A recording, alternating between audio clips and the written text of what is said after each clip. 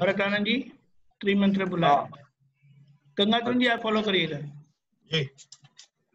नमो वितरागाय, नमो वीतरागाय, नमो अरिहंताणम, नमो हरिहंताणम, नमो सिद्धाणम, नमो सिद्धाणम, नमो आयरियाणम, नमो आयरियाणम, नमो वज्जायाणम, नमो वज्जायाणम, नमो लोये सव्व साहुणम, नमो लोये सव्व साहुणम, ऐसो पंचन मुक्कारो, ऐसो पंचनमुक्कारो, सव्व पावपणासनो, सव्व पावपणाशनो, मंगलाणं च सव्वेसिं, मंगलानं च सव्वेसिं,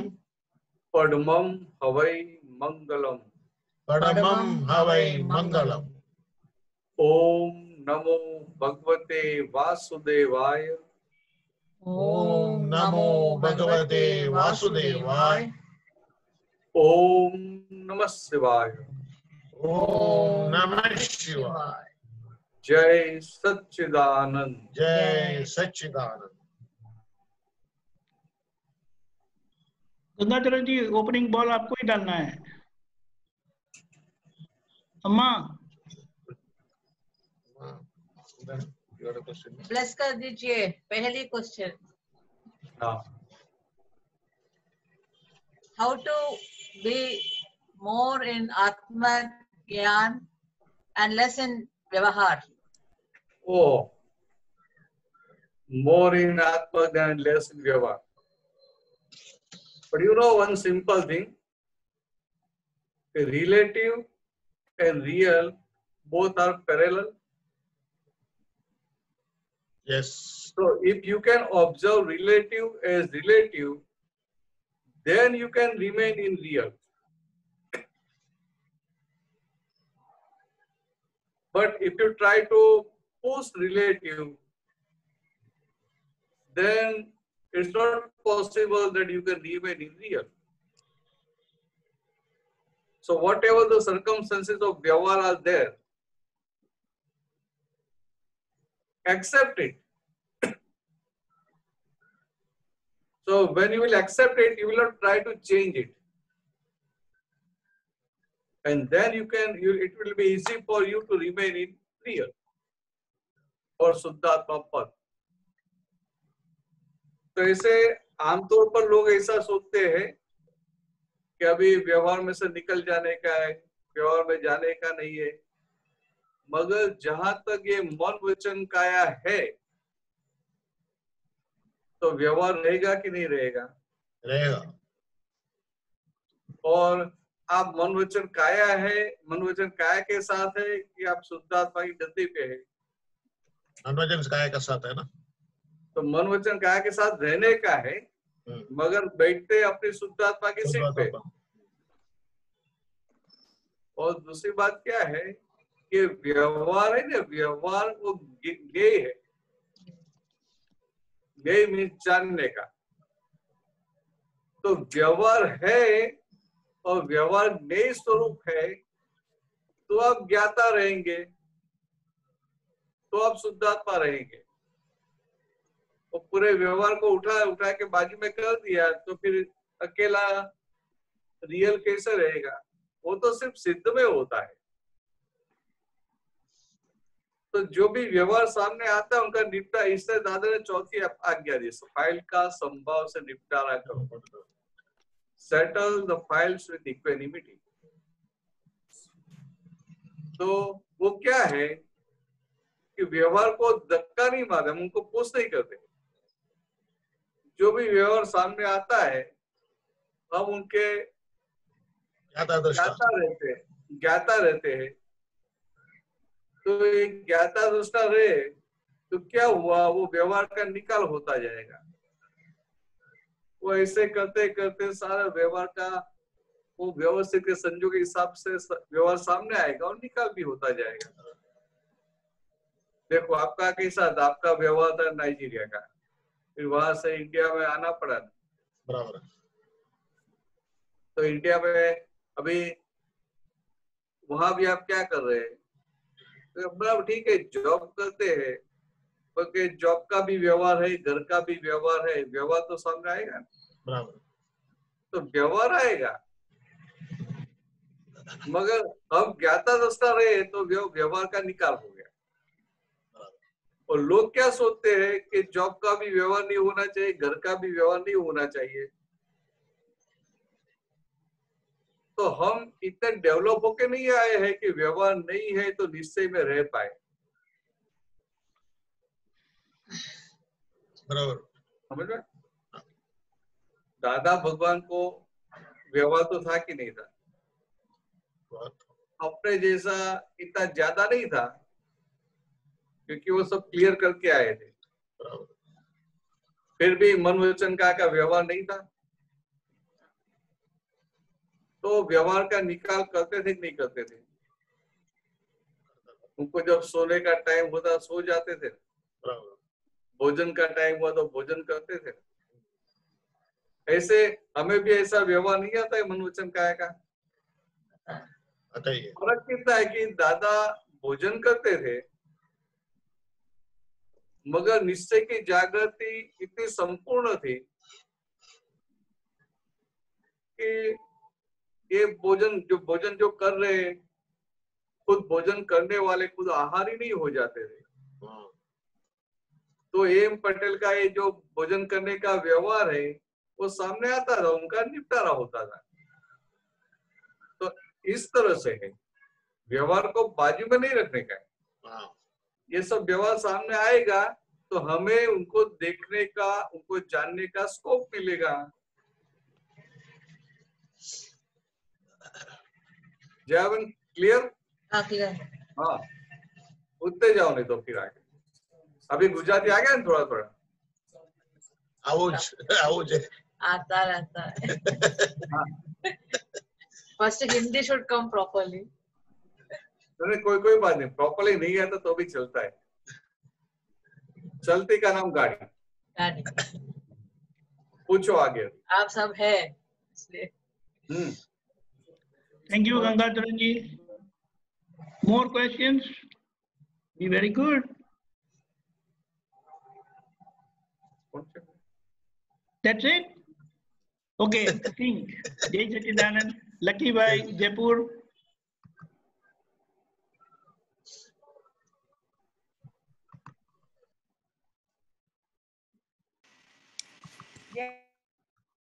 जय Sorry. सच्चिदानंद। ओ मनीषा बहन, जय सच्चिदानंद। वो आपकी आवाज नहीं, आप अनम्यूट करो। हाँ, हो गया। हाँ बोलिए। जय सच्चिदानंद। जय सच्चिदानंद। वो बोल रहे थे आपकी शुद्धात्मा पद में रहने से सुख का अनुभव होता है। हाँ तो हाँ, सुख का अनुभव किसको होता है? अच्छा अच्छा, ये कैसी बात है कि शुद्धात्मा पद में रहने से सुख का अनुभव होता है? ये जो बात बताई है तो आपका भी तो सबसे अच्छा है कि तो दुख का अनुभव किसको होता है? तो हम जो शुद्धात्मा है वो हमारा खुद का स्वभाव, इनहेरेंट नेचर, वो permanent bliss is our inherent nature. अपना खुद का वो स्वभाव है। जैसे बर्फ का स्वभाव है ठंडा, ऐसा आत्मा का स्वभाव है आनंद, परमानंद। और ये जो सुख दुख का जो अनुभव होता है वो मनीषा बहन को होता है। पर मनीषा तो जड़ है। मगर ये कौन सा सुख दुख के व्यवहार में जो माना हुआ सुख और माना हुआ दुख, समझ में? माना हुआ, हाँ। मानो कि आपकी पसंद का खाना आ गया, आपको भूख लगी, आपकी पसंद का खाना मिल गया, तो आपको सुख लगेगा नहीं? तो वो तो मनीषा को लगेगा ना। हाँ, वो मनीषा को लगेगा।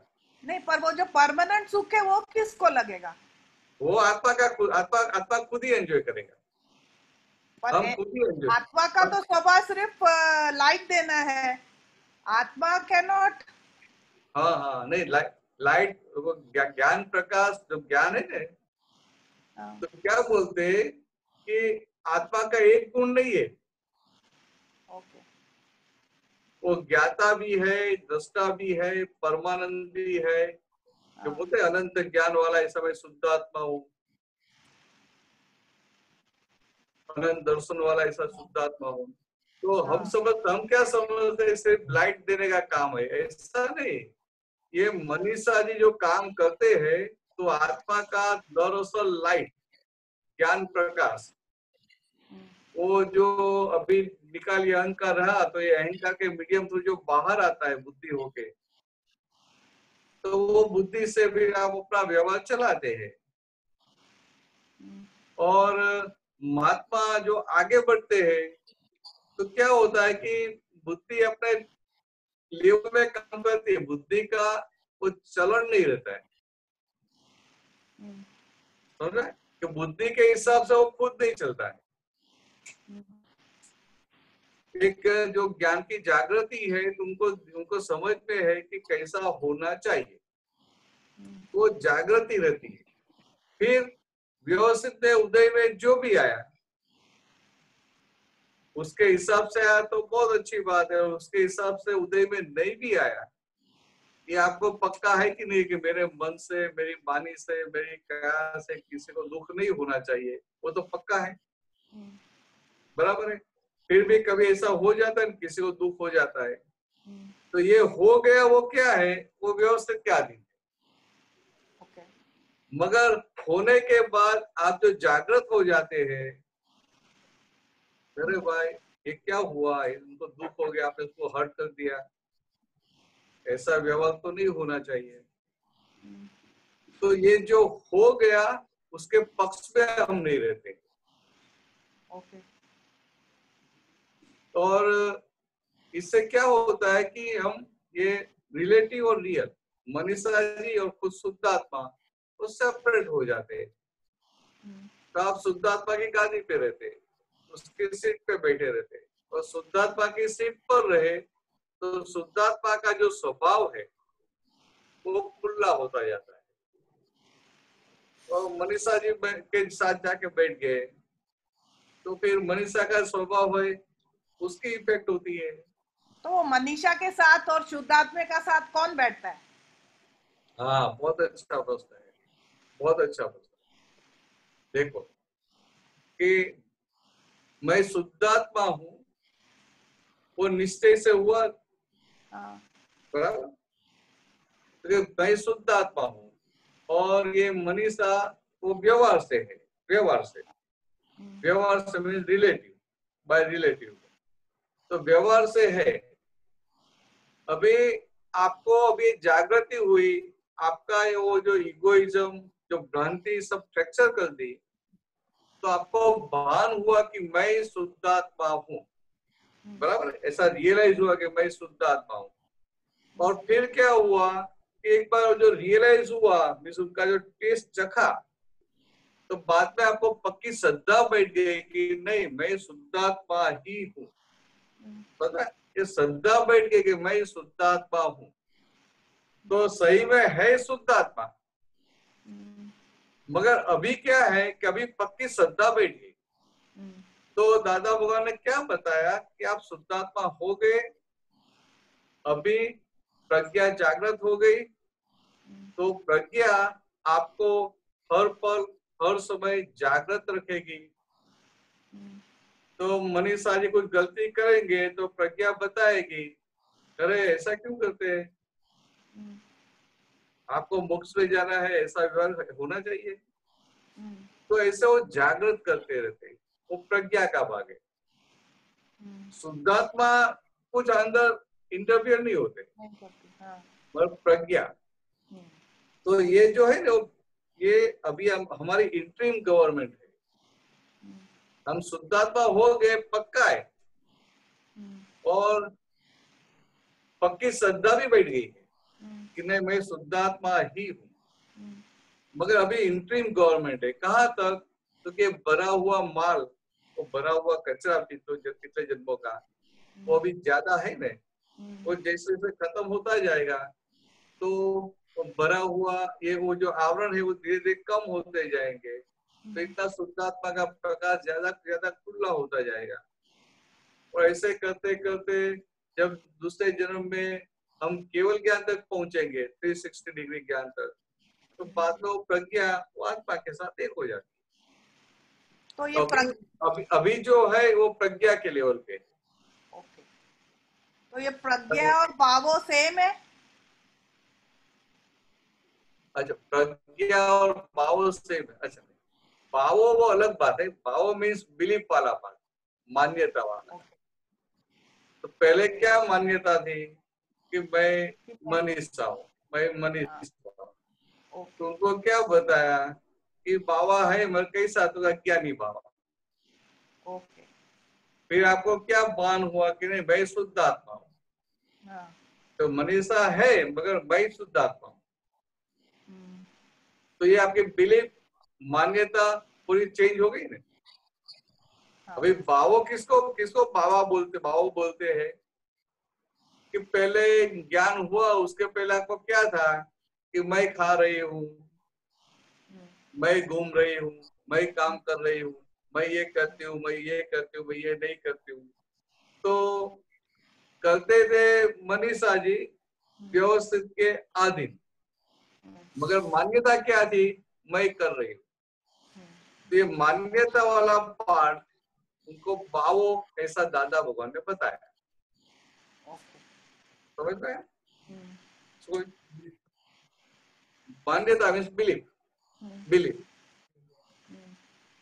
तो बिलीफ वाला जो पार्ट है, तो पहले बिलीफ थी कि मैं मनीषा जी हूँ, अभी वो बिलीफ फ्रैक्चर हो गई और अभी क्या बैठ गया कि नहीं मैं शुद्ध आत्मा हूँ। तो राइट बिलीफ बैठ गई। तो पहले अज्ञानी भाव था, अज्ञानी भाव हो, तो अभी ज्ञानी भावा हो गया। ओके, मगर अभी इंट्रीम स्टेट में है। ओके, और फिर जब केवल ज्ञान होता है तो पूर्ण रूप से आत्मा प्रकट हो जाता है। ओके। फिर वो प्रज्ञा अलग नहीं रहती है। तो भावो इज शुद्ध अहंकार है, अशुद्ध अहंकार, ऐसे भी बोल सकते हैं? नहीं, ऐसा बिलीफ सिर्फ मान्यता वाला पार्ट। तो बिलीफ और अहंकार में क्या फर्क है? बहुत फर्क होता जाता है। एक्चुअली बिलीफ, अहंकार, अज्ञानता ऐसा सब कनेक्टेड है। हाँ, कनेक्टेड हाँ। सब कनेक्टेड है। तो कैसे कनेक्टेड है? तो कि एक ये मान्यता, पहले ये आए कि मैं मनीषा जी हूँ, हाँ, तो बिलीफ हुई। बिलीफ हुआ। अभी वो बिलीफ हुई, वो कैसे बिलीफ है? Wrong belief. तो रॉन्ग बिलीफ का मतलब वो अज्ञान हुआ कि नहीं हुआ? अज्ञान, यस। और जहाँ अज्ञान है वहाँ इगोइज्म है। ओके, और जहाँ इगोइज्म है वहाँ नए कर्म बनते रहते हैं। ओके, क्योंकि अज्ञानता है वहां तक इगोइज्म है, ओके, और इगोइज्म है वहां तक नए कर्म बनते रहते हैं। ओके। ये शुभ और अशुभ अहंकार, दोनों अहंकार अज्ञानता वाले पार्ट में आते हैं। अच्छा, ओके, अहंकार वाले पार्ट में आते हैं। ओके। और मैं शुद्धात्मा हूँ ऐसा पक्का हो गया तो अहंकार दोनों निकल गए। अच्छा, मगर फिर भी इंट्रीम दशा है, हाँ, इसलिए फिर ज्ञानी बाबा ऐसा शब्द का प्रयोग किया। ओके। दादा भगवान ने जो बताया ना इतनी क्लैरिटी के साथ और इतनी एग्जैक्टनेस के साथ बताया है कि किसी को कंफ्यूजन नहीं हुए। मगर क्या है, साथ में दादा ने बहुत सिंपल वे में ही दे दिया था। फिर लोग बहुत प्रश्न करते हैं कि दादा ये क्या, ये क्या, ये क्या, तो फिर दादा बात करते रहते। बाकी ऐसे दादा वो ने इतना ही बताया था कि अभी आप शुद्धात्मा हो गए और ये मनीषा जी रहे। पहले आप खुद मनीषा जी थे, तो सब कुछ आप खुद ही करते थे। तो मगर अभी आपको बान हुआ कि नहीं, ये तो है मैं शुद्धात्मा हूँ और ये मनीषा जी व्यवहार से है, और निश्चय से मैं शुद्धात्मा हूँ। क्योंकि अभी आप मनीषा जी रहे नहीं तो आपका कौन चलाए? मनीषा जी का सब सारा व्यवहार का कौन चला लेगा? पहले कुछ चलाते थे, अभी मनीषा जी रहे नहीं, अभी शुद्धात्मा हो गए। तो शुद्धात्मा तो संपूर्ण करता है, वो करता है ही नहीं, वो तो ज्ञाता दस्ता है। तो फिर ये मनीषा जी का सारा व्यवहार मोक्ष जाने तक कौन चला लेगा? तो बताइए, व्यवस्थित शक्ति चला लेगी। सिंपल हो गया, व्यवस्थित शक्ति चला लेगी। तो मनीषा जी का चला लेगी, तो बाकी का कौन चलाएगा? जो अहंकार ये उनका, तो उनका भी व्यवस्थित शक्ति चलाती, बस सिर्फ अहंकार करे थे मैंने। तो ये सबका ये व्यवस्थित शक्ति चला था। और फिर क्या बताया आगे कि अभी आप तो शुद्धात्मा हो गए, मगर पिछले जन्म कितने जन्मों से सबके साथ व्यवहार करते करते आए, सबके साथ राग द्वेष करके सब गूंज बना दी, तो वो सब खोलना पड़ेगा ना। तो क्या बताया कि ये सब कौन है? ये सब फाइल है। और आप शुद्धात्मा, जब मनीषा जी भी फाइल है, तो उनको बोला फाइल नंबर 1 और बाकी की 2, 3, 4, 5 सब फाइल। तो अभी करने का क्या? फाइल है वो तो समझ गए, तो अभी फाइल का क्या करने का? संभव से निपटारा करने का। तो ये जो जागृति रही पूरा दिन, मुझे अभी ये फाइल का संभव से निपटारा करना है। और कुछ भी हुआ, अंदर बुद्धि खड़ी होती है, तो बुद्धि से बात हो जाती है प्रज्ञा के लेवल से।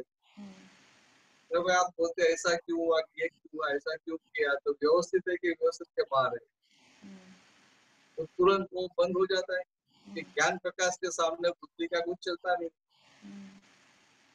और फिर आगे क्या बताया? 5वीं आज्ञा शुद्धात्मा का अकाउंट, कि आपको एक कृपा से प्राप्ति हुई है, इसलिए ये छोटा सा सीड हो दिया और 2 लिप से खुला वो हो गया, स्प्राउट हो गया, मगर उनको नर्चरिंग तो करना पड़ेगा। तो इसके लिए फिर बताया कि 5वीं आज्ञा कि आप ये श्रीमंत्र नमस्कार नवकर्म चरण कीर्तन भक्ति वो सब रोज करना। फिर स्पेयर टाइम है, फ्री टाइम है, तो पहले फ्री टाइम एकदम टाइम बिगाड़ते थे, ऐसा व्यवहार में ऐसे ही चला जाता, पता भी नहीं रहता। तो क्या बताया कि अभी ये टाइम का उपयोग करना। तो ऐसा फ्री टाइम है तो पद पद जाना, अक्रम पढ़ना, अपवाणी पढ़ना, तो इस तरह। फिर बताया कि रात को सोने से पहले ध्यान करके सो जाना, मैं शुद्धात्मा बोलते बोलते सो जाना। और दादा भगवान का फेस है, उनका निर्देशन करके मैं शुद्धात्मा बोलते बोलते सो जाने का। इतना सिंपल बता देंगे। इससे क्या होता है कि आप जो शुद्धात्मा हुए, वो आपको जो प्राप्ति हुई वो मजबूत होता जाता है, क्योंकि उनको नर्चरिंग मिल गया। तो इतना सिंपल बता दिया कि इतना करो सब आ गया। फिर आगे क्या करने का? फिर ऐसे प्रश्न, फिर आगे इतना बताता है कि आगे क्या करने का। तो दूसरा करने का नहीं, आपको परिचय में रहने का। दादा ने क्या बताया कि आप परिचय में रहे, तो जब भी आपको स्कोप है तो सत्संग में आ जाए, जब भी स्कोप है तो सत्संग में आ जाए। तो परिचय में रहेंगे तो आपका वो चार्जिंग होता रहेगा। तो देखो नहीं, कोरोना का हुआ, सत्संग बंद हो गया, तो कुदरत ने भी सामने कितना अच्छा ऑल्टरनेटिव दे दिया, फिर आप ऑनलाइन सत्संग में आ जाओ। तो जैसे घर पे आके सत्संग करते हैं, तो इससे भी अच्छा स्कोप मिल जाता है। हम घर पे आएंगे तो आपको कितना लोड आएगा, घर पे तो रहने का है, खाना बनाने का है, महात्माओं के लिए प्रसाद करने का है, ये करने का है, वो करने का है। ये तो कोई लोड ही नहीं। आपको 3 बजे बैठना है सत्संग, 2:45 चाय पी के सीधा बैठ जाओ। और लेट हो गया तो कोई पूछने वाला भी नहीं कि लेट क्यों आए। तो कोरोना में फायदा कितना बड़ा हो गया। तो परिचय में रहने के, तो दादा तीसरा ये बताया परिचय में रहे, तो आपको महात्माओं के, आप तो पुत्रों के परिचय में रहे। जब भी संजोग है तो कांटेक्ट में रहने। क्लियर? पूछो अभी आगे। जय सच्चिदानंद। दीपक आनंद जी, आगे किसी का प्रश्न है? अरे है ना, लेकिन आपने मनीषा बहन को पूछा, मैं सोच रहा था कि अगर और कुछ पूछे तो उनका लाभ लेवे। आपकी आवाज नहीं आती है? अरे मेरी आवाज कैसे नहीं आती है? मनीषा बहन ने सुना?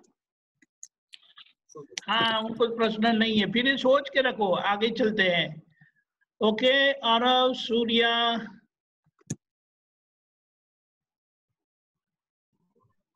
जय सच्चिदानंद स्वामी जी। हाँ, धीमे धीमे बोलना। हाँ नहीं, एक मिनट, मुझे आवाज नहीं आती। हाँ, एक मिनट।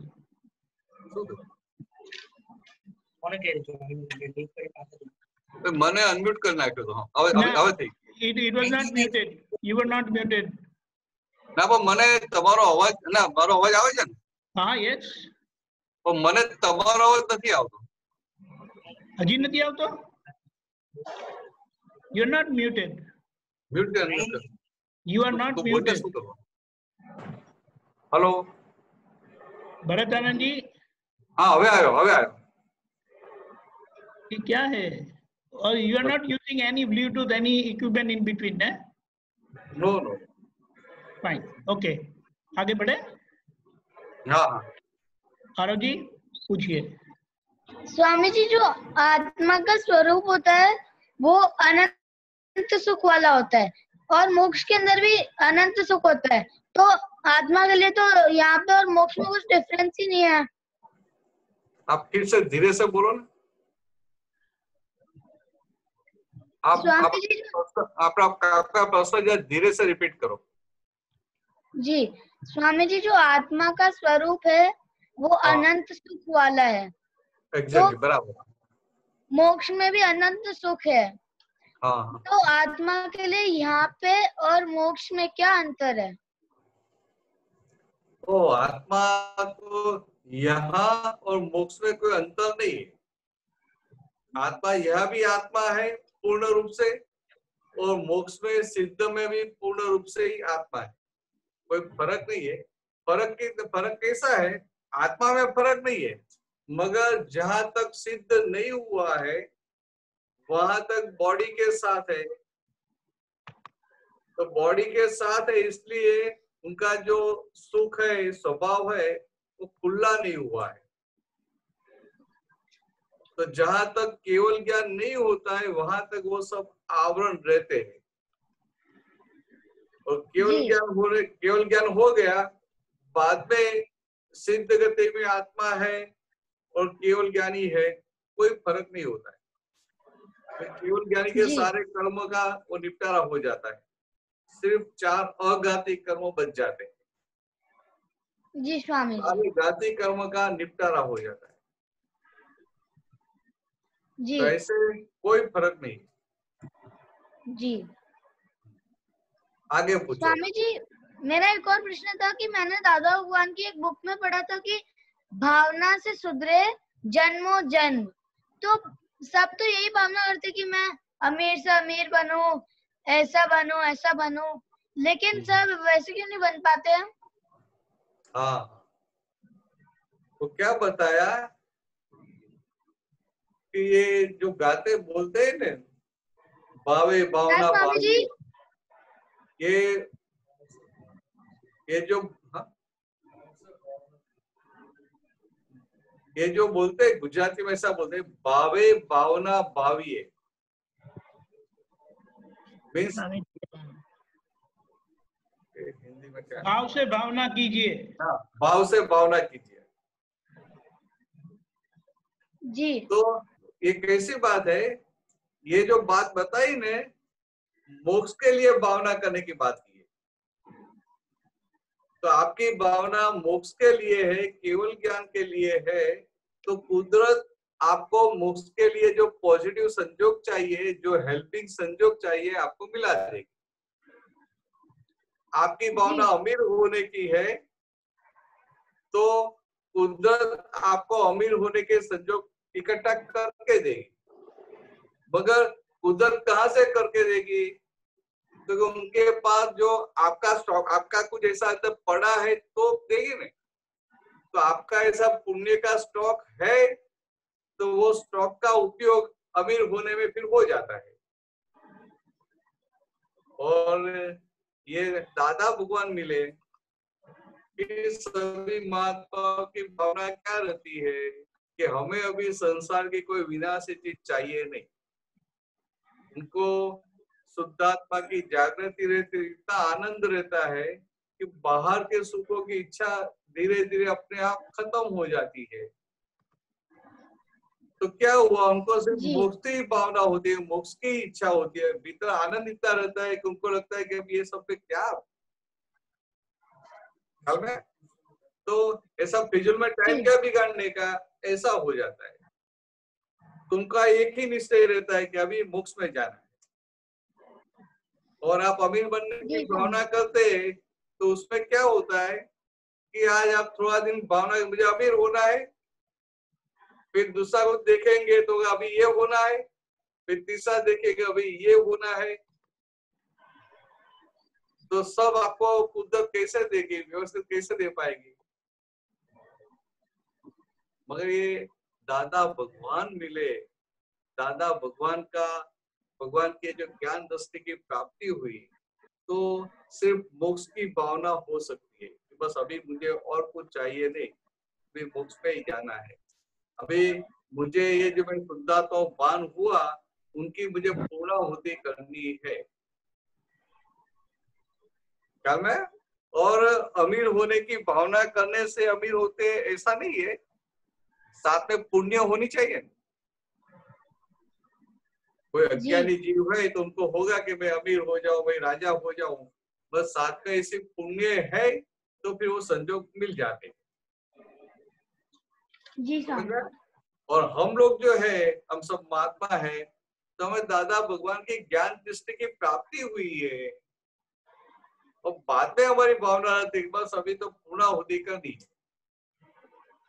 तो फिर व्यवस्थित शक्ति सारे संजोग मिला देती है। क्लियर, बराबर है जी स्वामी जी। समझ में आ गया जी। आगे पूछो। जय सच्चिदानंद। जय सच्चिदानंद। आगे पूछने बोला वो जय सच्चिदानंद बोलते हैं क्या आरोप। और खुल्लर साहब कुछ बोलिए, केवल हंसने से काम नहीं बनेगा। रुकिए अनम्यूट करता हूँ, आप बोलिए। जय सच्चिदानंद भरतानंद जी। जय सच्चिदानंद, जय सच्चिदानंद, जय सच्चिदानंद, जय सच्चिदानंद। जय सच्चिदानंद। साहब हम हर रोज जो विधियां करते हैं और समंदर स्वामी की भजना करते हैं, तो कई बार ऐसा मन में प्रश्न आता है कि इसकी सही तरीका क्या है इनको भजने का। क्या इनके दशा के ऊपर देखने का है, क्या इनके अतिशय देखने का है, क्या देखना है, आप कैसे करते हैं? मैंने आई थिंक पहले भी बताया था, शायद वो गुजराती सत्संग में था। देखो मैंने देखा है कि आप बहुत टाइम से ऐसे रेगुलर विधि कर लेते, नाइजीरिया से करते थे, बस सुबह में कर लेते। तो दादा भगवान की बात कितनी थी कि आपको जो 5 आज्ञा दी, तो 5वीं आज्ञा में आपको बताया कि भाई आपको ये त्रिमंत्र नमस्कार दी, 9 कलम निश्चयाचार दी, वो सब करने का है। करने का तो बताया कि करने का है, एक्चुअली करने का है नहीं, आज्ञा है। It is not something to do, it is आज्ञा। आज्ञा, और वो भी आज्ञा किसकी है, तो कैसे ज्ञानी पुरुष की। तो शास्त्र में क्या बताया है कि तीर्थंकर भगवान है या केवली भगवंत है, तो ऐसे महापुरुषों के, ऐसे उत्तम पुरुष, उनकी आज्ञा मिल जाए तो वो आज्ञा में रहना वही धर्म है और वही तप है। आज्ञा वही धर्म है और आज्ञा वही तप है। तो आपको ये दादा भगवान की आज्ञा मिल गई, और आप सुबह में पढ़ लेते हैं, बराबर, तो आपका काम पूरा हो गया, आप आज्ञा में आ गए। अभी क्या है कि हम सुनते हैं कि ऐसा कैसे पढ़ने का, तो उपयोग पूर्वक पढ़ने का, नमस्कार करते समय ऐसा भाव आना चाहिए, सिमंदर स्वामी दिखाई देने चाहिए, ऐसा होना चाहिए। तो वो सब बातें है, वो सारी बातें आपका चित्त उस समय एकाग्र होके वही रहे, उसके लिए बताइए। बराबर। आप एक ऐसे बोलते हैं प्रत्यक्ष दादा भगवान ने साक्षी में साक्षी वर्तमान महाविद्य क्षेत्रमा विचरता तीर्थंकर भगवान, तो एक एक शब्द पढ़ेंगे तो आपका चित्त उधर ही रहेगा। वह अल्टीमेटली बताना क्या चाहते हैं, पढ़ने का नहीं है, पढ़ने का तो एक साधन बताया, तो मेन कहना क्या चाहते हैं कि उनको नमस्कार करते हैं तो उस समय चित्त की प्रेजेंस में नमस्कार होना चाहिए, तो उपयोग के साथ हो गया। तो इतना हो गया तो आपका काम हो गया। फिर कोई बोलेगा कि नहीं मुझे तो भाई पढ़ नहीं सकता हूँ, तो फिर क्या बोलेंगे, नमस्कार करते हो ध्यान में रखने का, अरे तो तीर्थंकर भगवान है, वर्तमान तीर्थंकर है, उनके थ्रू मोक्ष में जाने का है, वो तो कैसे उनके कितने सारे अतिशय है, वो केवल ज्ञानी भगवान है, हमें वो दशा पाने की है। तो उनको फिर बोलते समय इनका चित्त इस तरह से जो स्कैटर्ड है वो इकट्ठा होने लगता है। तो शब्द नहीं पकड़ने का है, उनके पीछे आशय क्या है कि आपका एक चित्त रहे, उपयोग रहे और आप पढ़ते रहे। मतलब फर्स्ट स्टेप क्या है कि आज्ञा है मुझे पढ़ने का है, बराबर, और लक्ष्य में है कि मुझे चित्त की हाजिरी में पढ़ने का है। तो ये जो समझ में आ गया, तो कभी चित्त चला गया बाहर तो तुरंत दिखाई देगा, और चित्त बाहर गया और दिखाई दिया, वो चित्त की हाजिरी हुई कि नहीं हुई, हो गए। बहुत सिंपल है, बस सिंपल को हम कॉम्प्लिकेटेड बना देते हैं। नहीं, इतना तो हो रहा है कि हम देख के एक एक वर्ड देख के पढ़ रहे हैं, बट फिर भी इसका मैं जरा और आगे समझना चाहता था कि कैसे उनको जो है जब हम आरती करते हैं, जब ये जो है ना, आप एक एक शब्द देख के पढ़ के एक एक शब्द को देखकर पढ़ रहे हैं, तो कितनी अच्छी बात है कि इतना टाइम से कर रहे हैं, तो इतनी आपकी चित्त की स्थिरता उस समय रहती है। अभी क्या है कि हमें सिमंदर स्वामी की पहचान तो हुई ना कि तीर्थंकर भगवान है, केवल ज्ञानी, वो तीर्थंकर भगवान और दूसरे केवली भगवान में क्या फर्क है, कि दूसरे केवली भगवान है तो तीर्थंकर भगवान का मिलने के बाद उनको केवल ज्ञान खुला होता है। और ये तीर्थंकर भगवान कैसे होते हैं कि without help of any person, without guidance of any person, he has conquered all his inner enemies and unveiled this केवल ज्ञान। तो ऐसे पुरुष है, किसी की मदद के बिना,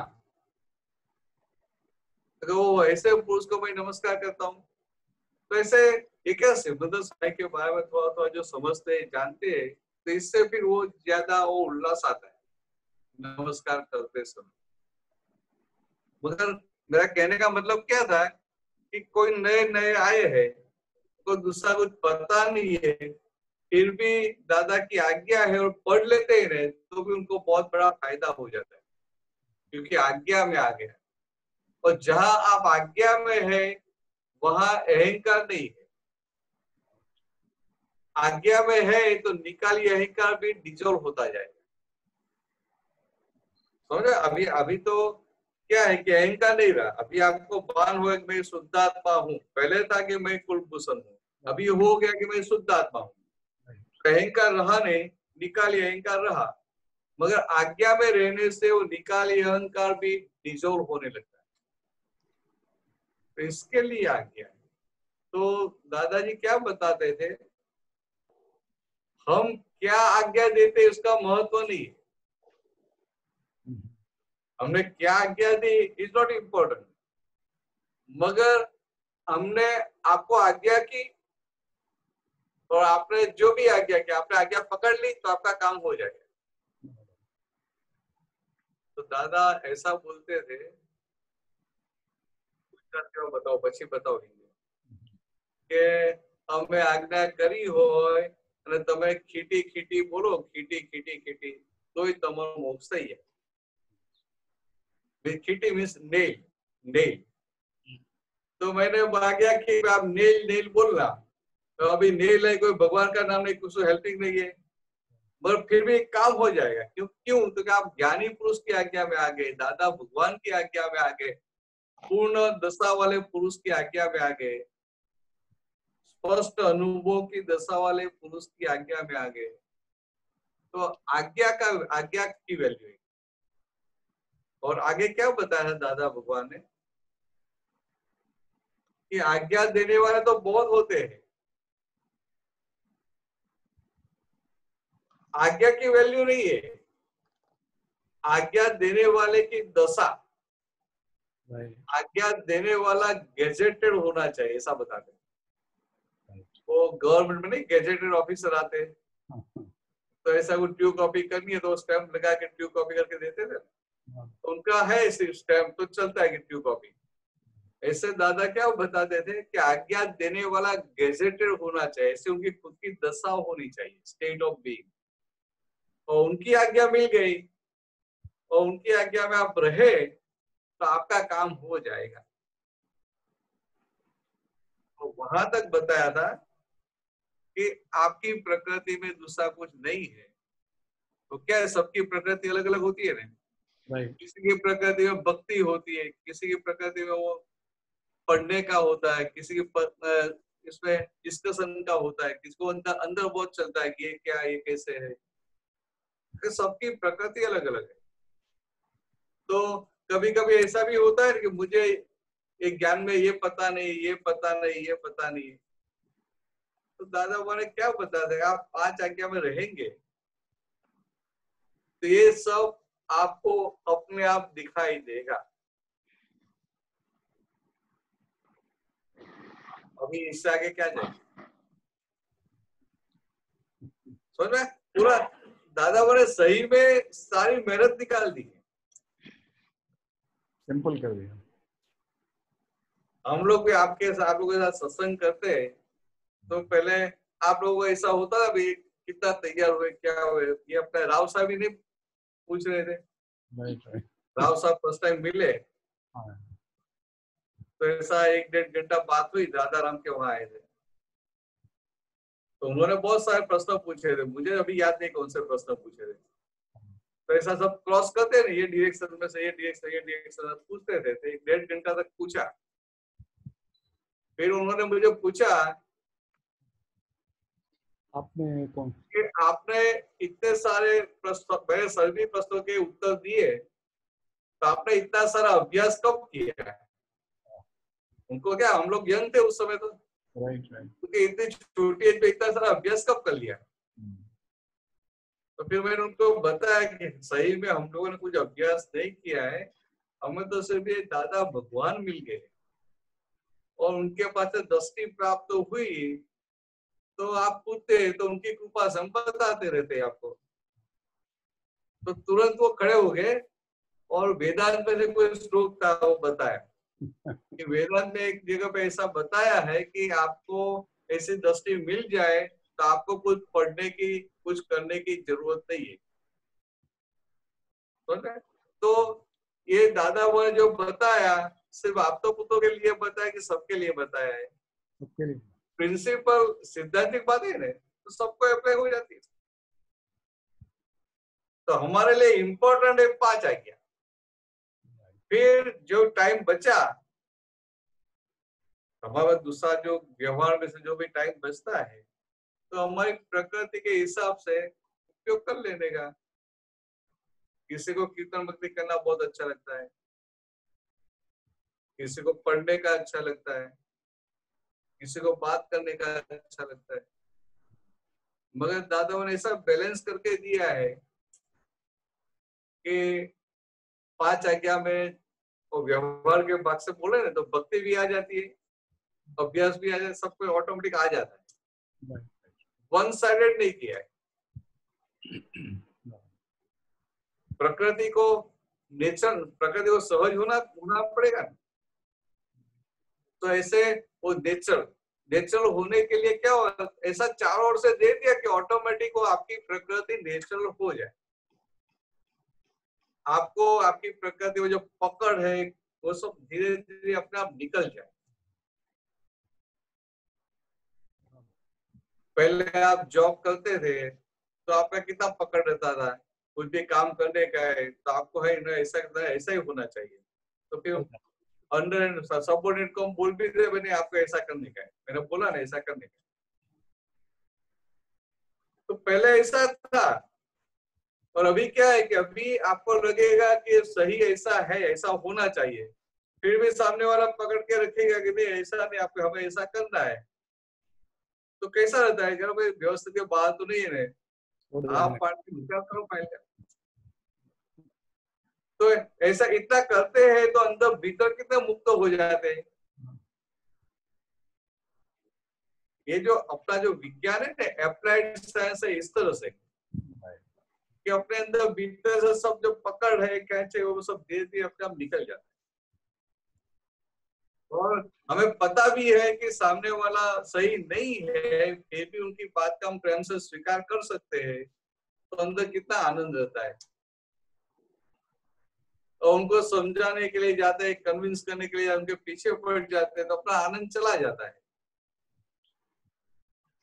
दादाजी इस तरह से मुक्त रहते, बहुत मुक्त रहते।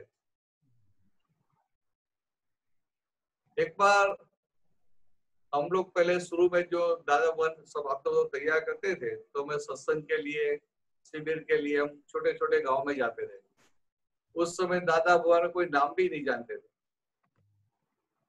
तो हम जाके सत्संग करके आते थे। फिर दादाजी प्रश्न भी करते, भाई किसने सत्संग किया, क्या क्या प्रश्न है, क्या उत्तर दिया, और उसमें कुछ दादा को सूचन करने का तो कर भी देते थे। तो दादा ने एक बार पूछा मुझे कि तू सत्संग कर रहा है और सामने जो व्यक्ति है आपने उत्तर दिया, मैं उनको समझ में नहीं आया, तो आप क्या करेंगे?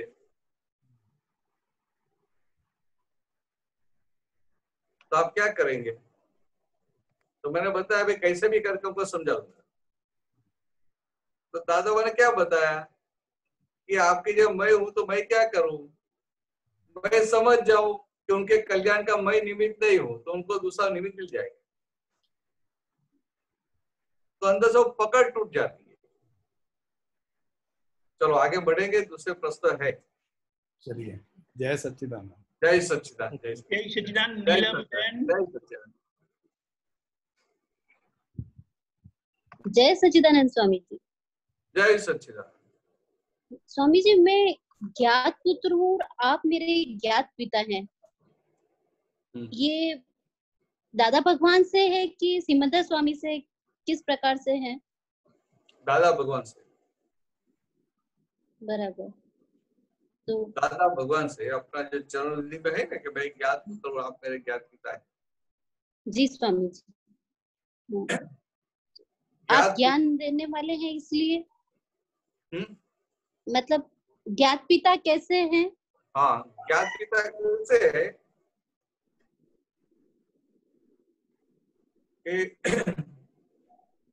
हमें ये सब हमें ये ज्ञात कैसे हुआ, जानने को कैसे मिला।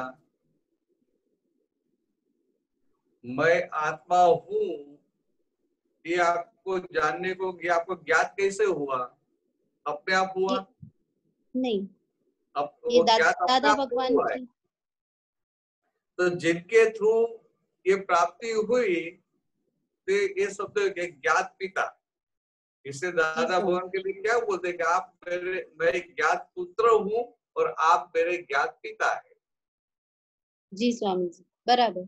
दादा भगवान से बोलते कि आप मेरे ज्ञात पिता हैं, आपने जो ज्ञान दिया है आप देने वाले हैं, इसलिए आप मेरे ज्ञात पिता हैं। नहीं, मुझे आत्मा ऐसा ऐसा मुझे ये ज्ञात किसने किया? हाँ, दादा भगवान ने बताया। आपने किया। हाँ, आपने किया। तो आप मेरे ज्ञात पिता है और मैं जी आपका स्वामी। ज्ञात पुत्र हूँ। जी स्वामी। अच्छा, और एक ये मैं लघु स्वभाव वाला हूँ और लघु गुरु स्वभाव में क्या फर्क? एक गुरु लघु स्वभाव। हाँ, वो और वाक्य क्या है कि मैं अगुरु लघु स्वभाव वाला ऐसा शुद्ध आत्मा हूँ। क्रोध मान माया लोभ लघु गुरु स्वभाव के ही हैं। हाँ, क्रोध मान माया लोभ है वो लघु गुरु स्वभाव के है और मैं अगुरु लघु स्वभाव वाला ऐसा शुद्ध आत्मा हूँ। तो लघु गुरु लघु लघु गुरु का मतलब क्या है? ये जो क्रोध मान माया लोभ होते हैं वो कैसे होते हैं? जब क्रोध आता है तो बढ़ जाता है, गुरु हो जाता है, और फिर 2 मिनट के बाद वो फिर शांत हो जाता है। तो बढ़ता है कम होता है, बढ़ता है कम होता है, ऐसा होता है नहीं होता है? जी स्वामी जी, मान का है, लोभ का है, मिसे क्रोध मान माया लोभ कैसे है? वो सब ये सब जो है ना गुण सब वो लघु गुरु है। और आत्मा के जो गुण है, जो ज्ञान है, दर्शन है, आनंद है, तो वो सब कैसे है? बड़े कम हुए ऐसा नहीं है। इसलिए क्या बताएगा? अगुरु लघु। जी स्वामी जी। क्योंकि उनका खुद का स्वभाव है। तो जैसे परमानंद है उनका स्वभाव ही है, तो उनको कायम के लिए परमानंद रहता ही है। वो कम ज्यादा नहीं होता है। हाँ, ऊपर ज्यादा कम ज्यादा ऊपर नीचे नहीं होता है, वो हमेशा के लिए एक जैसा ही रहता है। हमेशा के लिए। एक गुरु लघु स्वभाव हमेशा एक जैसा रहता है। हाँ, एक जैसा रहता है। और लघु गुरु ये क्रोध मान माया लोग जो घटते बढ़ते रहते हैं। हाँ, वो सब अपना ये जो मन वचन काया है, जी स्वामी जी, ये पुद्गल वाला पार्ट है। उसके जो भी क्वालिटी है, सारी क्वालिटी लघु गुरु है कि नहीं है?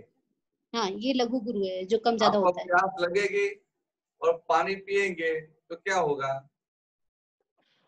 प्यास, तो आपकी जो प्यास है वो तृप्ति हो जाएगी, आपको जी प्यास स्वामी बुझ जी। जाएगी। जी स्वामी जी। तो पहले प्यास लगी और फिर प्यास चली गई।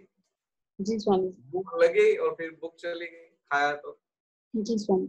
गुस्सा आया तो अंदर प्रेशर बढ़ गया, गुस्सा आया फिर शांत हो गए। जी स्वामी। ये सब गुरु लघु है। तो आत्मा के सारे गुण है अगुरु लघु है। जी स्वामी जी, अगुरु लघु बराबर।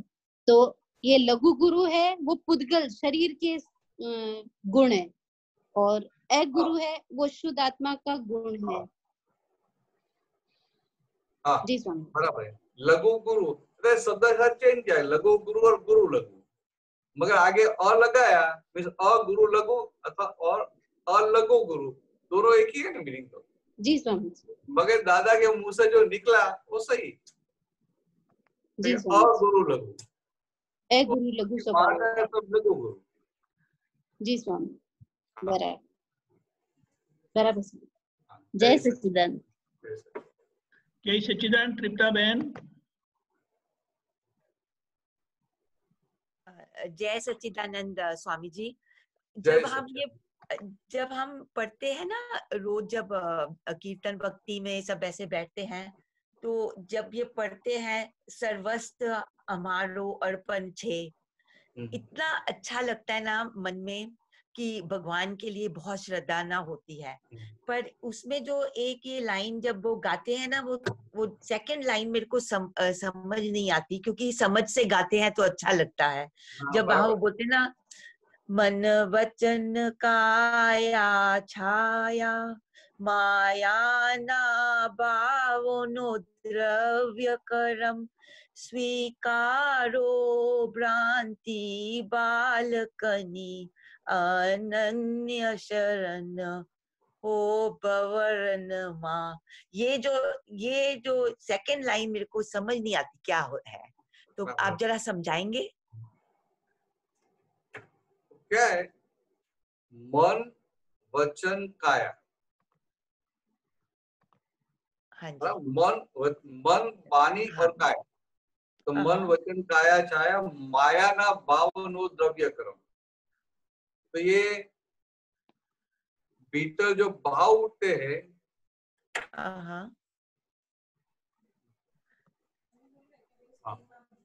अच्छा हाँ, तो भीतर जो भाव उठते हैं ना, वो भाव अज्ञानता के हैं। आपको भीतर जो भाव उठते, मतलब ये ज्ञान, ये दृष्टि मिलने से पहले संसार में जो सब लोग हैं, तो भीतर में जो भी भाव उठते हैं, तो वो अज्ञानता के भाव है ना। हाँ जी, अज्ञानता के भाव है। हाँ जी। क्या बोलते हैं कि मन वचन काया छाया माया ना भाव नो द्रव्य, माया ना काया छाया माया ना भाव नो द्रव्य कर्म। स्वीकारो भ्रांति बालकनी अनन्य शरण द्यो भवरणमा।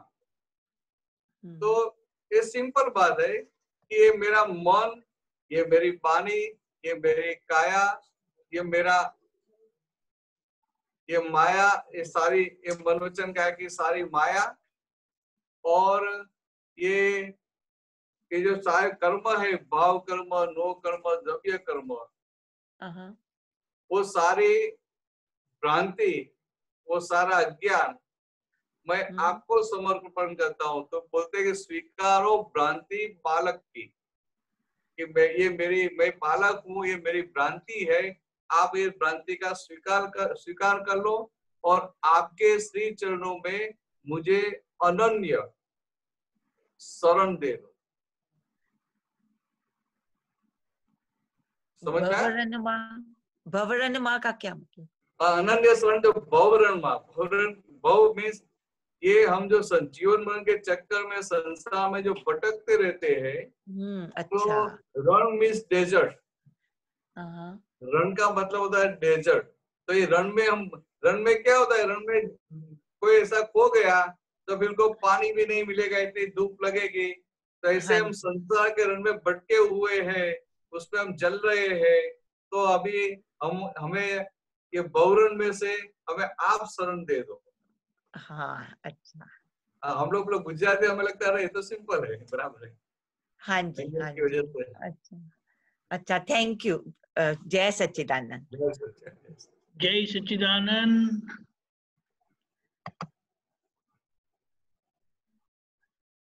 कुछ समय है, हम एक और प्रश्न ले सकते हैं, किसी को है तो जरूर पूछिएगा।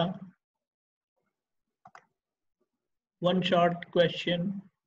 मैं एक और लाइन पूछ सकती हूँ? हाँ, जो लास्ट है ना, अकरमनी अठदिठ केडी थी, वो क्योंकि गुजराती अकरमनी अनडिठ केडी थी, जे मोक्ष द्वार उखारे छे, वो मेरे को समझ है।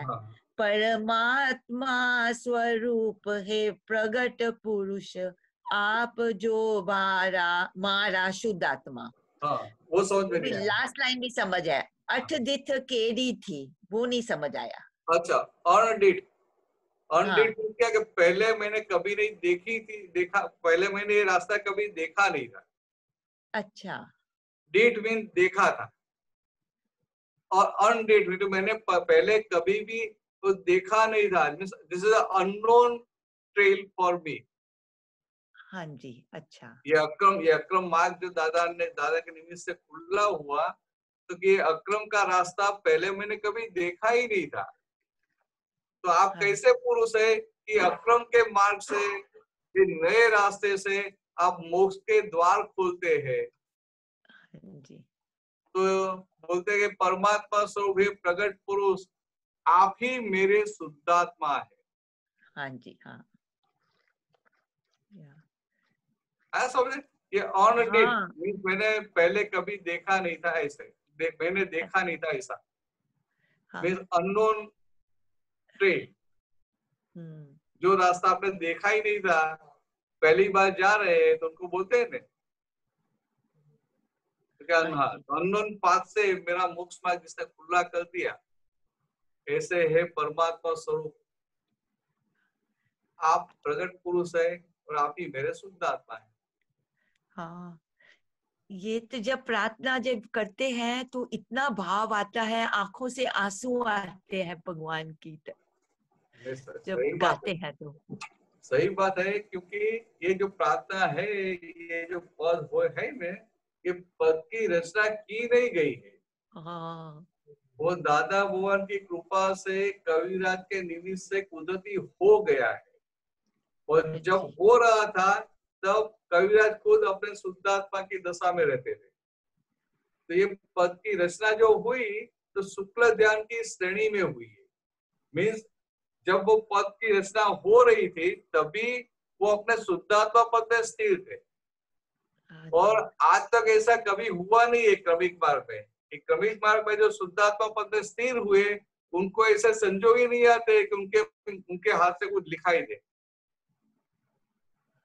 मगर ये अक्रम है तो ऐसा हो गया कि ये पद की रचना भी हो गई दादा भगवान की कृपा से, और रचना हो गई, और रचना करने वाला खुद करने वाला रहा नहीं। तो इसलिए ये बोलते शुक्ल ध्यान, उत्कृष्ट जो ज्ञान की दशा है, ये जो 4 प्रकार के ध्यान, उसमें जो उत्कृष्ट ध्यान है शुक्ल ध्यान, मीन्स मैं शुद्धात्मा हूँ, वही दूसरा कुछ नहीं है। तो ऐसी जागृति है और साथ में ये लिखाई दिया।